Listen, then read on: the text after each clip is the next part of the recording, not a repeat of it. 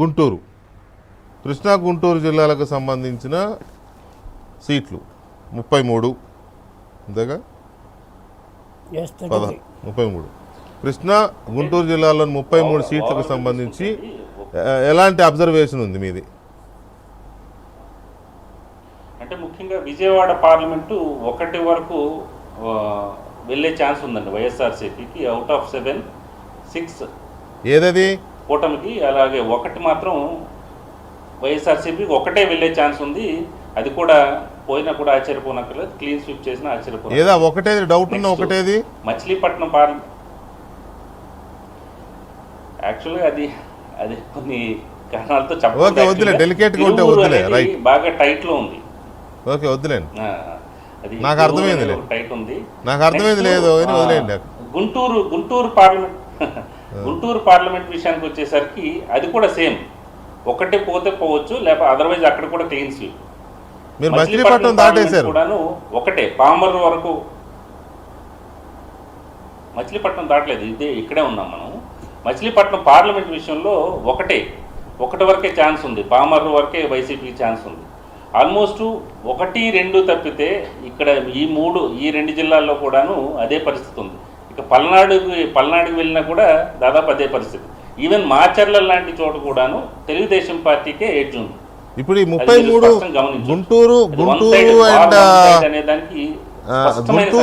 కాదు గుంటూరు అండ్ కృష్ణా జిల్లాలో 33 వీటిలో మీరు ఎన్ని ఎక్స్పెక్ట్ చేస్తున్నారు వైసీపీకి అవుట్ ఆఫ్ 33? అవుట్ ఆఫ్ 33 కేవలం 4 నుంచి 5 వరకే అండి నేను అనుకుంటున్నాను. ఎందుకంటే నేను చిన్న ఈక్వేషన్ చెప్తాను. వాస్తవానికి ఏంటంటే తూర్పుగోదావరి, పశ్చిమ గోదావరిలో కూటమి బలంగా ఉంది అనేది అందరు అంచనా. వాస్తవానికి నా అబ్జర్వేషన్ ఏంటంటే మిగిలిన జిల్లాలు కృష్ణా, గుంటూరు అండ్ ప్రకాశం, నెల్లూరు మొత్తం 50 తీసుకుంటే ఒక్క 45 వరకు ఛాన్స్ ఉందండి. నేను అదే చెప్తున్నాను, అక్కడికి వచ్చేసరికి ఎలక్షన్ అయిపోద్దని. 45 వరకు కూటమి ఛాన్స్ ఉంది. ఎక్కువగా బలంగా ఉంది ఈ అమరావతి ప్రాంతంలోనూ, తర్వాత నెల్లూరు రాజకీయ సమీకరణాలు మారి నెల్లూరు ప్రాంతంలోనూ బలంగా ఉంది కూటమి. అందరూ అనుకుంటున్నారు ఏంటంటే తూర్పుగోదావరి, పశ్చిమ గోదావరిలో జనసేన ఎఫెక్ట్ అవనివ్వండి, క్యాస్ట్ పోలరైజేషన్ అవనివ్వండి, ఏదైనా కారణం ఏదైనా కూడా అక్కడ బలంగా ఉందనుకుంటున్నారు. కానీ వాస్తవానికి ఇటు రిజల్ట్ వచ్చేటప్పుడు మీరు చూడండి, ఎక్కువ ఫలితాలు ఇక్కడే కూటమికి ఆధిక్యత ఎక్కువ వస్తాయి.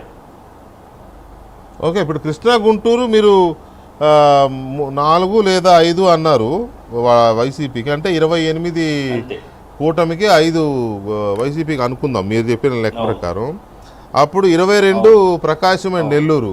ప్రకాశం అండ్ నెల్లూరు 22లో వైసీపీకి ఎన్ని వచ్చే అవకాశం ఉంది మీ అంచనా ప్రకారం? 22లో ఒక 6 అండి. ప్రకాశం